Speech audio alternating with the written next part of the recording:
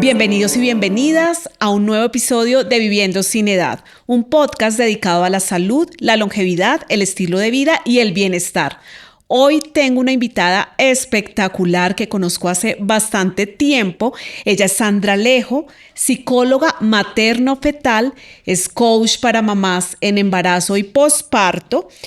Con 30 años de experiencia, es directora de Good Club de Bienestar y además de la Asociación Colombiana de Estudios Prenatales y Desarrollo Infantil. Bienvenida, Sandra.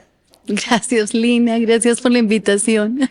Bueno, y para mí es un honor que esté Sandra aquí compartiendo este espacio, porque Sandra es una de las mujeres, si no es la que más sabe, de todo el cuidado prenatal y postnatal con la mamá, ahí en el día a día, en la actividad física, haciendo toda la estimulación de bebé y cuando nace el bebé. Y quiero confesarles que Sandra para mí fue una terapeuta y sigue siendo, aunque ya no va a tener más hijos, pero sigue siendo una terapeuta increíble, porque cuando a mí me recomendaron contigo, me dijeron, mira, tú vas a tener, yo estaba en embarazo, me dijeron, vas a tener un parto donde vas a tener 3 pujos y tu bebé va a estar afuera. Y literal, ella prepara para que ese momento de dar a luz sea un momento espectacular donde el bebé no sufra, la mamá tampoco y nos recuperemos rápido. Entonces así literal fue y así se repitió en 3 oportunidades con mis 3 hijos. Así que esto se logra con una preparación, no es solamente esos 3 minutos que de pronto dura ese dar a luz con esta preparación, sino ¿qué hay detrás de esto, Sandra? ¿Cómo preparas a esas mujeres que están en embarazo, incluso antes de la concepción, para que lleguen a ese momento tan especial, tan preparadas y que esto sea tan maravilloso? Lina, yo creo que así como lo compartiste y cada día trabajamos muchísimo por la educación de las familias, es ser consciente que la vida cambia y la vida tiene calidad desde el momento no solo en que se sucede el nacimiento, sino se concibe los primeros años de vida y tú hablas muchísimo de la salud mental, que eso es supremamente valioso, de la salud, de la calidad de vida, y cada día debemos llevar el mensaje de que a más temprana edad debe haber una preparación, debe haber una buena educación de las familias, de las parejas, de la mujer cuando es consciente que va a concebir y va a parir. Y la preparación es una transformación en todos los sentidos de su experiencia, su emocionalidad, su hormonología, su biología, la mecánica de su cuerpo. Es una experiencia demasiado compleja. Bueno, Sandra, tú eres psicóloga, pero además eres especialista en este cuidado prenatal y postnatal. ¿Qué te motivó para dedicarte específicamente a esto? ¿Qué te motivó? Literal, lo que a todos nos lleva a la experiencia de trabajo, a ser una pasión, y es la experiencia de vida. Cuando yo fui por primera vez mamá, llegué en manos de quien en Colombia era el médico que lideraba la educación para las mujeres, la educación de la maternidad, y me encantó mi preparación, así que tuve la oportunidad de prepararme con ellos, hacer la especialización, luego trabajar durante 8 años con la organización, luego trabajar creando nuestra propia organización. Ha sido una pasión de más de 33 años que tiene Daniela de vida. Wow. El tiempo pasa volando. Sí. Bueno, y Sandra hace 17 años, no, más porque Victoria cumplió 17, va para 18, me preparó en esa parte, toda la parte prenatal, pero en esa época lo hicimos con pilates, con yoga, con natación. ¿Qué implicación tienen todos estos entrenamientos a nivel de la fisiología materna, del piso pélvico? ¿Cómo nos ayudan no solamente en el proceso de la preparación, del parto y del posparto? Mira, yo creo que hoy hay que ver la maternidad. Afortunadamente se ha desmitificado aquellos conceptos, ya estamos hablando a culturas muy distintas, donde cuando te alientas, cuando caes a cama, tú te tienes que quedar quieta, tienes que comer por 2, todo este tipo de cosas afortunadamente se han desmitificado y se han mandado a reevaluar. es clave para una mujer que hoy en día concibe no solamente tener una experiencia preconceptiva físicamente, saber cómo está su cuerpo, saber cómo está el estado de salud. Vuelvo a asociar lo que tú hablas tanto en tus espacios y es la salud mental está muy afectada, la salud física está afectada. Por eso esta sugerencia hoy en día, algo que muchas personas pueden decir, pues antes eso no pasaba. Lo que pasa es que la salud ya no tiene la misma calidad y a más temprana edad está más afectada y la evidencia lo muestra, ¿no? La diabetes gestacional, los desarrollos de bajo peso fetal, o sea, muchas características médicas muestran que la condición del cuerpo para gestar hoy es diferente. No digamos está en riesgo, pero es diferente. Así que de manera preconceptiva deberíamos motivar a las mujeres a prepararse. Eso lleva también a una experiencia no solamente a nivel emocional, sino a nivel de comportamientos, ¿no? Yo planeo ser mamá, que es lo que trabajamos a nivel cultural, que la pareja se prepare para concebir conscientemente. Lleva también a una experiencia de proyecto de vida. Si yo quiero ser mamá, ¿en qué momento de mi vida junto con mi pareja y cómo nos preparamos para eso? Eso quiere decir que estamos hablando a más temprana edad de educación, de preparación como tal para garantizar esa estructura de ese núcleo. Ya la mujer ha concebido, ya la pareja lo ha permitido, lo ha anhelado, lo ha logrado, es ser conscientes que el cuerpo requiere muchísima preparación física. Yo siempre he mencionado y lo he transmitido así a través de todas las formas escritas, libros, todo lo que he tenido la oportunidad es, para mí parir o para la experiencia de mi trabajo, parir no es doloroso. Lo doloroso es que un cuerpo no esté preparado para eso. Eso es muy diferente.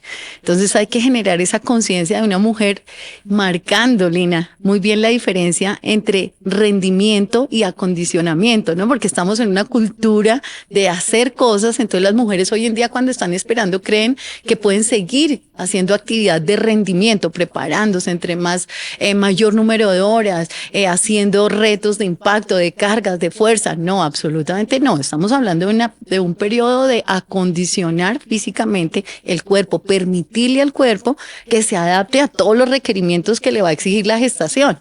Y eso es mes a mes, y eso es día a día, eso es semana a semana, y de la mano va la adaptación y la preparación para un parto en la medida de lo posible natural, un parto soñado, un parto con la expectativa, un parto casi con la base de la hormonología orgásmica, o sea, todo lo que hoy en día se promueve, pero requiere preparación. En realidad el cuerpo tiene que prepararse para gestar y para parir.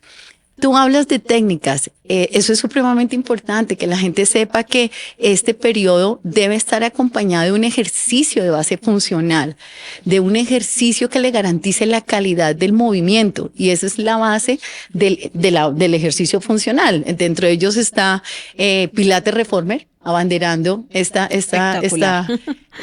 metodologías, no son técnicas, sino metodologías donde realmente el uso de la máquina te garantiza la forma como tu cuerpo logra la estabilidad, el equilibrio. Sabemos que a la mujer le va cambiando el peso mes a mes, la relación de estabilidad del core, de su columna, el apoyo de su marcha. O sea, hay muchas características que van cambiando, y Pilates Reformer en especial, y si tienen la oportunidad de hacerlo sobre la máquina, va a garantizar una cantidad de habilidades frente al movimiento y la adaptación. El agua es algo que día a día hemos desmitificado, porque venimos de culturas donde la mujer que está esperando no puede ingresar, hay riesgos, hay que garantizar el ambiente, el medio, pero el agua es supremamente enriquecedor para la actividad compleja del movimiento en su adaptación. Hoy en día todos o muchos de los médicos de riesgo materno-fetal nos remiten a pacientes con gemelares, alto valor social, diabetes gestacional, para hacer actividades exclusivamente en agua. Y no es nadar necesariamente, es moverse, hacer técnicas de aquafitness, aquapilates, aquayoga, o sea, mover el cuerpo en el agua. Entonces, una serie de cosas que aquí me quedo contando. Maravilloso. Bueno, veo que tú eres líder de una metodología llamada Blanca Olimpia. Cuéntanos cuáles son sus fundamentos, en qué consiste, cómo ayuda para promover una crianza en el vientre materno. Desde el año 2013, a raíz de lo que te compartí un poquito, como empezamos a trabajar con EMESFAO en su momento, que era el equipo médico de analgesia obstétrica y psicofísica para Colombia, que éramos instructoras que preparábamos, nuestro nombre en ese momento eran instructoras de psicoprofilaxis, acompañamos a la mujer en los programas de educación, en el parto, ese acompañamiento. En el año 2013 nos integramos varias disciplinas y Lina, esto fue asociado junto con terapia ocupacional en cabeza de mi hermana, que es una de las grandes, la conoces, una de las grandes terapeutas de integración sensorial en Colombia. Y nos preocupamos, habíamos hecho un trabajo conjunto, yo desde ese acompañamiento de la vida en el útero y los primeros años de vida, de ver cómo se estructuraba y se conformaba la familia. Y ella desde la percepción del mundo diagnóstico, porque acá cada día más temprana edad los niños están diagnosticando. Y veíamos una característica y es que una cosa es salud y a la pareja o a la familia le acompaña el área de la salud cuando está gestando. Tienes que ir obligatoriamente al odontólogo, al nutricionista, al ginecólogo, hoy en día al psicólogo válido, pero no hay una guía médica o una guía estructurada de ese acompañamiento a la crianza y al cuidado del cerebro del niño. Básicamente, más allá de cómo crías, bajo qué metodología, es cuidar ese cerebro en desarrollo. En ese momento nos llamó la atención y dijimos, interesante involucrar esta percepción desde la base médica con la educación y el desarrollo. Entonces empezamos a desarrollar en el año 2013 un modelo de ocupación aplicado a la vida en el útero. Y era garantizar cómo es el crecimiento de este bebé y de esta familia desde la base del neurodesarrollo los primeros 36 meses. ¿Por qué el nombre? Porque para concretar un poquito este planteamiento es, un ser humano no necesita nada. Una familia no necesita nada para garantizar su desarrollo. Hay 3 características que desde el punto de vista de la metodología y del desarrollo infantil se promueven es cuida el entorno de tu hijo, respeta el desarrollo biológico de tu hijo y garantiza el vínculo de seguridad e independencia. Traemos toda la teoría de vínculo y apego seguro, teoría de Broglie. Entonces, era como, bueno, entonces, ¿cómo se interactúa? Nada, el niño no necesita, es como un espacio como este, blanco, limpio. El niño necesita absolutamente, él puede crecer mes a mes y sabemos bien las escalas de desarrollo de un ser humano los 24 primeros meses de vida es supremamente potencial. De un mes a otro crecen, de un mes a otro se transforman, de un mes a otro logran muchísimas habilidades. Eso es válido, el desarrollo de un ser humano es casi orgánico, es natural. O sea que un papá y una mamá no tienen que hacer nada. Entonces era un planteamiento frente a tantas recomendaciones, estímulos, métodos, todo ese tipo de cosas que terminan generando sobreestimulaciones, de alguna manera como violentando los entornos y los espacios de los niños. ¿Apuntando a qué? A que la educación debe ser para los papás. O sea, tú guías a un papá cómo debe ser el cuidado de su hijo para que no frene, para que no afecte, para que no interfiera en la calidad de su desarrollo. Eso es básicamente la base de la metodología. Genial. ¿Qué diferencias existen en niños ya en su vida, de pronto primera infancia, de esos niños que de pronto las mamás no se prepararon tanto en su etapa prenatal, antes del parto, en el posparto, que de pronto no pudieron lactar? ¿Existe alguna diferencia con esos niños que la mamá tuvo una preparación, que hizo de pronto estas actividades guiadas como tú lo haces, que se preparó para ese momento del parto, que quizás tuvo un parto vaginal porque lo pudo tener? ¿Hay alguna diferencia en el desarrollo de ese niño? Sí. Y más allá de lo que hoy podríamos considerar sobre la base de su inteligencia, o sobre la base de su felicidad, que también son 2 condiciones ya reevaluadas, es sobre su calidad de adaptación, sobre su capacidad resiliente, sobre la capacidad de ver el mundo y ser empático con el otro. Entonces, por ejemplo, durante mucho tiempo apoyando tesis con el Rosario, el agua, para asociarlo un poco, un ejercicio, un ejemplo.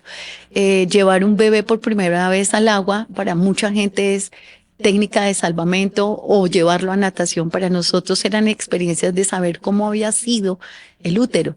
Y el ejercicio era maravilloso. Volver o entrar un bebé por primera vez al agua con su mamá es calma total. es una sensación de evocación a la experiencia que vivía. Cuando tú entras, esta mamá ha vivido enfermedad, angustia, miedo, preocupación. Tienes el primer contacto con el agua, el niño no se calma, el niño llora demasiado. Entonces, esa es la relación, un poco la analogía frente a las experiencias. Es como brindar calidad de vida sin considerar qué es en el entorno o qué es lo que el mundo me puede dar para que yo garantice la calidad de vida de mi hijo. No, es cómo es mi vida, ¿no? En principio, porque mamá y papá hoy tienen una premisa de su educación y de ser muy moduladores y modeladores de la conducta. Es decir, no solamente yo soy modelo, sino modulo la estructura cerebral de mi hijo. Entonces, ahí vamos la base de la coherencia. Yo leo porque mi hijo quiero que lea, ya lo tenemos claro, yo hago deporte porque quiero que mi hijo haga deporte, yo no espero que lo haga si yo no lo hice. Hoy es claro que no podemos esperar que nuestros hijos sean algo de lo que nosotros no somos, y esa es la base de la ciencia. Esto no es un discurso, sino literalmente lo que un cerebro muestra en su desarrollo, es modulado por la estructura de sus padres. Entonces es a quién tienes que educar y por qué absolutamente existe total diferencia en una familia que se ha educado, no necesariamente acompañado por la experiencia o la metodología de nosotros, sino ha sido consciente de que gestar es muy complejo, de que parir es una experiencia significativa y de que criar tiene que ir acompañado no de solamente experiencias de otras personas, sino realmente de una base especializada. Bueno, cuando comencé la preparación del parto de mi primera hija, los otros lo hice con guía tuya, pero pues nacieron en otro lado. Con una colega tuya también me preparé. Pero ustedes son promotoras del parto vaginal, el parto natural. Cuando yo estudié medicina, incluso mis compañeras o las residentes, cuando pasamos por obstetricia, todas, no, yo cesárea porque no, parto natural. O sea, nosotros que veíamos todo el tiempo que nos tocó atender muchos partos, porque acá en Colombia nacen muchos niños, bueno, en esa época nacían muchos, ahora no sé si siguen naciendo tantos, pero nos tocaba atender muchos partos y decían, no, yo parto natural ni loca. Pero muchos profesores nos decían, una cesárea es una cirugía donde se atraviesan ¿cuántas capas? 7 capas, y pues es una cirugía y hay un periodo de recuperación. Y gracias a Dios, en mi caso, pues pudimos llegar gracias a tu trabajo y a esa preparación consciente. Hay mujeres que lo quieren, pero que desafortunadamente tienen desproporción cefalopélvica o tienen un embarazo de alto riesgo, una diabetes gestacional y se complica, o una preeclampsia y no pueden y lo querían. Pero hay otras que dicen, no, cesárea electiva porque yo no quiero pasar por eso, eso duele mucho, además quedo mal. ¿Qué piensas con eso? ¿Eso es un mito o es verdad para ti? De que tú quedas mal, ¿qué le puedes decir a esas mujeres que tienen ese miedo, que no han pasado por un parto y que están en embarazo o que planean tener hijos? Yo creo, Lina, y esto es muy en apoyo a tantos años y acompañamientos a tantas familias, que la cultura va creando conceptos diferentes. Y que la principal tarea, insisto, y yo creo que reitero y es parte también de tu propósito, tenemos que ser abiertos a la educación. Yo creo que esa es la única herramienta que realmente puede construir una sociedad y cambiar lo que las creencias y la cultura tienen establecido, porque nos movemos por características sociales y esa es una, ¿no? Que el dolor del parto, que el médico es el que quiere hacer la cirugía, que yo lo quiero hacer para mantener mi cuerpo, sí, que no lacto porque me preocupa la estética de mi busto.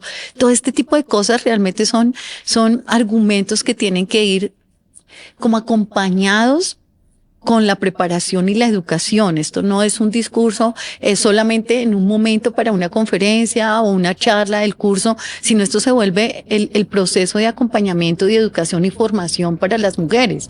Hoy en día absolutamente desmitificado. Una mujer está biológicamente y fisiológicamente, lo sabemos, preparada para un parto natural.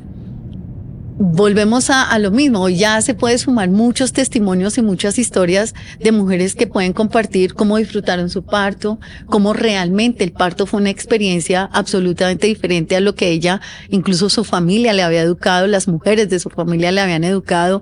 Hay muchas características que hoy ya pueden diferenciar estos conceptos culturales, ¿no? Si puedo dar una respuesta a esa inquietud, no, una mujer prepara su cuerpo, adapta su cuerpo y su cuerpo y su biología, y vuelvo y repito, la misma hormonología, el mismo cerebro dispone la recuperación a la estética y a la funcionalidad de su cuerpo.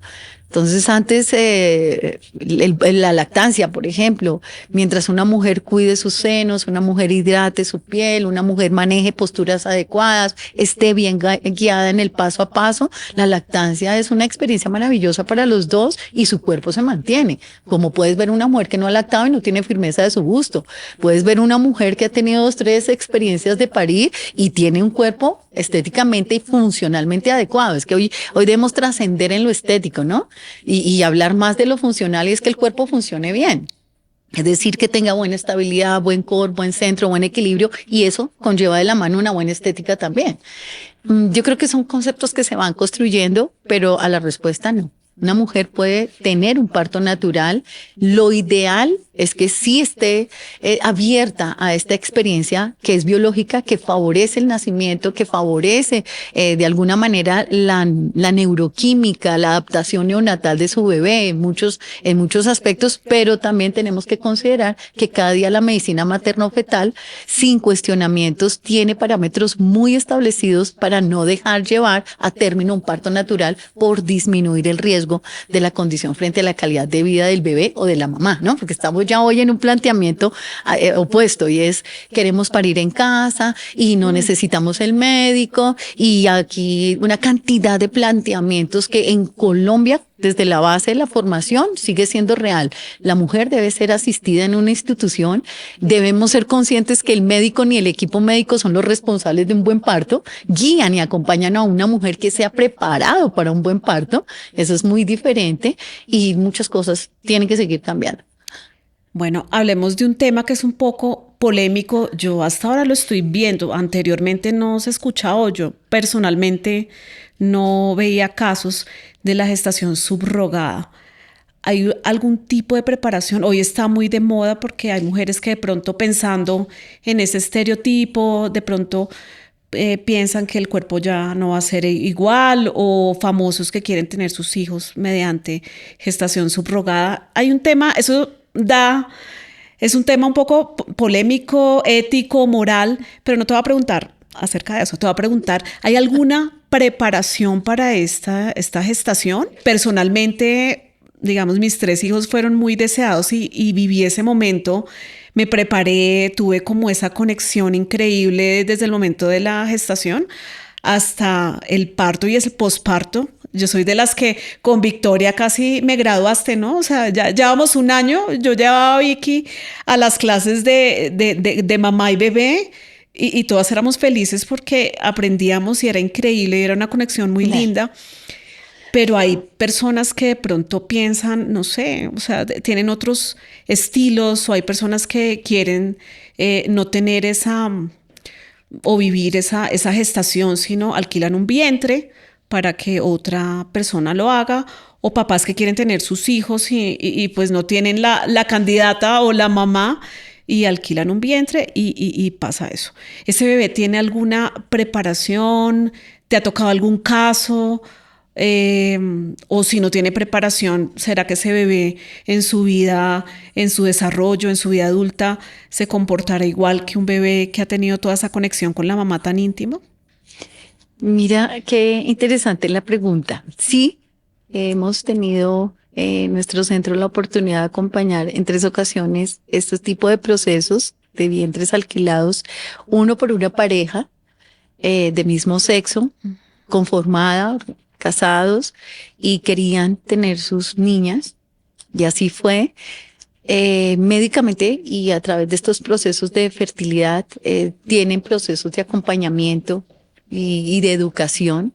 Para nosotros, yo creo que no tuvimos nosotros, mira, paradójicamente la posibilidad de conocer a la mamá biológica. Nosotros acompañamos a la familia que se estaba preparando, y ya después llegaron con las niñas. En otro caso llegaron con el bebé, otros se fueron del país. Hemos tenido la posibilidad de preparar a las familias. Ellos entran al programa de educación del curso prenatal para recibir toda la información como las otras mamás. Pero, ¿qué significa? Mira que puedo compartirte algo y es, yo tuve la oportunidad de trabajar hace muchos años, durante 3 años, y eso fue bien interesante, porque le dictaba el curso de preparación a una sitio que daba a los niños en adopción.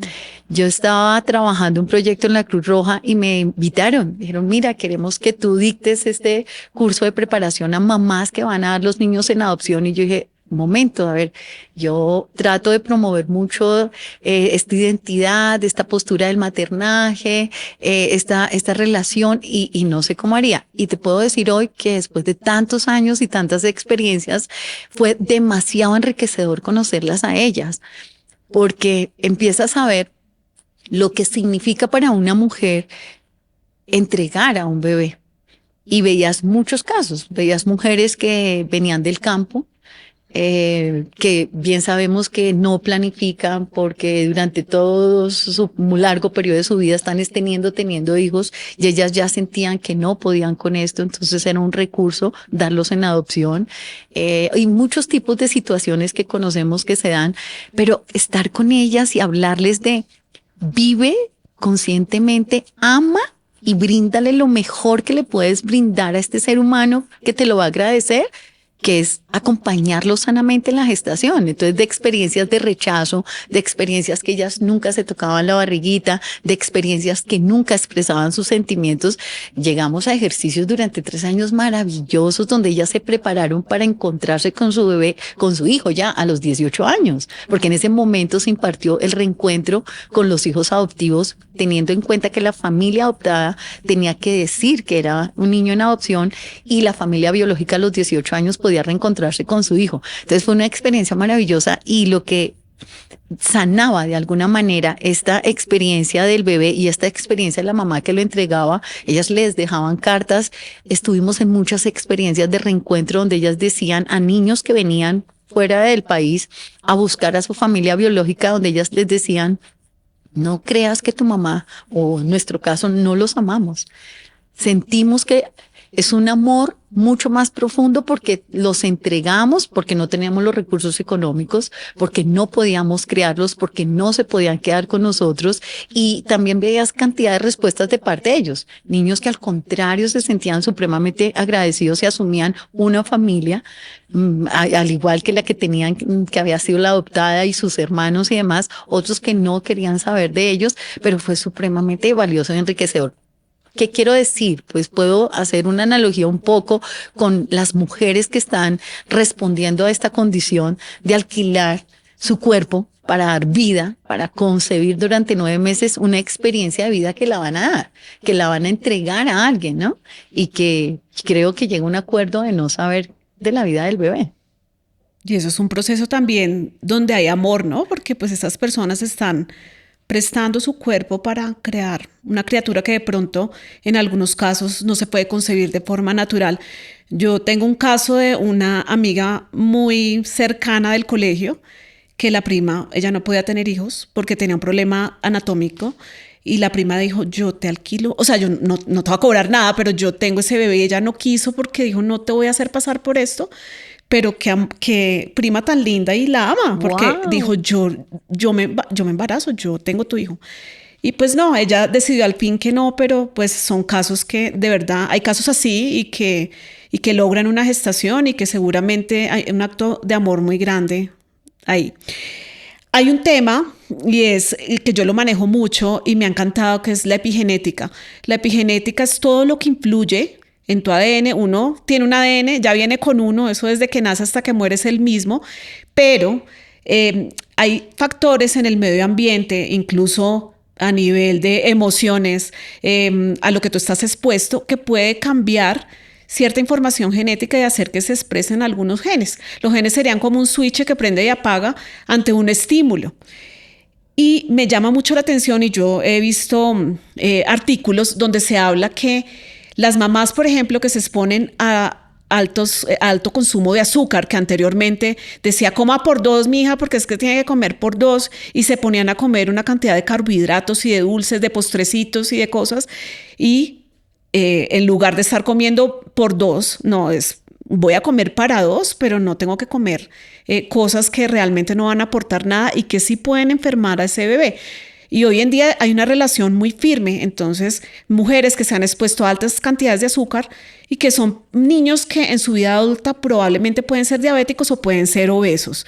Entonces es muy importante que hagamos este tipo de actividades de prevención como las que tú promueves en tu club Good, que ese nombre me encanta porque en realidad es perfecto para lo que buscamos, el bienestar. No solamente es bienestar para el bebé, sino también para la mamá, para la familia. El papá también está muy involucrado en ese proceso. Y cuéntanos cuál es la filosofía de Good, porque es un poco lo que yo digo, pero ¿qué más les ofreces a todas estas familias, todos esos bebés que pasan y a esas mamás que pasan por tu club Good? Bueno, retomando, yo creo que tú dijiste algo importante para hacer el cierre de ese pedacito y afortunadamente yo creo que cada día estamos mejor educados, reitero mi término, frente a la importancia de la alimentación. Tu cuerpo es lo que tú, de la forma como tú te alimentas, ¿no? Eso eres tú. Así que la mujer ya está siendo acompañada.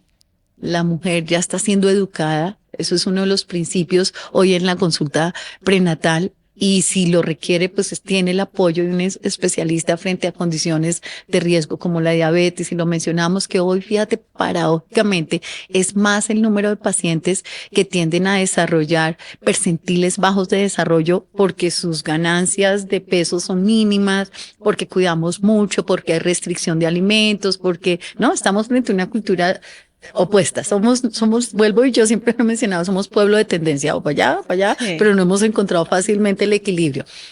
Así que todo el tiempo están siendo acompañadas médicamente y incluso para el parto ya hablamos de una preparación previa a través de la dieta blanda que va a garantizar esos niveles de ansiedad frente a cómo responde mi cuerpo en el parto. O sea, la alimentación es fundamental y creo que queda el mensaje. Los niños y la familia es producto en su calidad de vida a través de la alimentación, no solamente desde la inmunología, desde el metabolismo, sino desde la salud mental, ¿no? Algo interesante que ya se está asociando en muchos estudios es que la base de la alimentación está respondiendo a diagnósticos como autismo o tipos de enfermedades que están siendo condicionados para mejorar la calidad de vida de los niños. Entonces, fundamental ese aspecto. ¿Qué es Good? Good es un sitio ya 15 años, vamos a cumplir. Es un sitio ya denominado para nosotros que involucra a la familia, porque veníamos de esa experiencia, tantos años de trabajo con la población de mamás y de bebés. Ha crecido porque se hace un trabajo importante con las posparto en su proceso de recuperación y de cuidado de piso pélvico, con poblaciones especiales, es decir, también van adultos mayores que buscan actividades en tierra y en agua, la gente que le gusta la calidad del ejercicio, sea deportista o simplemente que quiera tener un buen acondicionamiento, busca Good Club. Eso es. Sandra, muchísimas gracias por aceptar esta invitación. Para mí es un honor tener una persona con tanta experiencia, que es de las que más sabe de este tipo de cuidado perinatal, postnatal y que ha aportado tanto en este país a tener mamás felices, niños felices y familias felices. Muchísimas gracias. Ay, un beso para ti por todo Gracias. eso.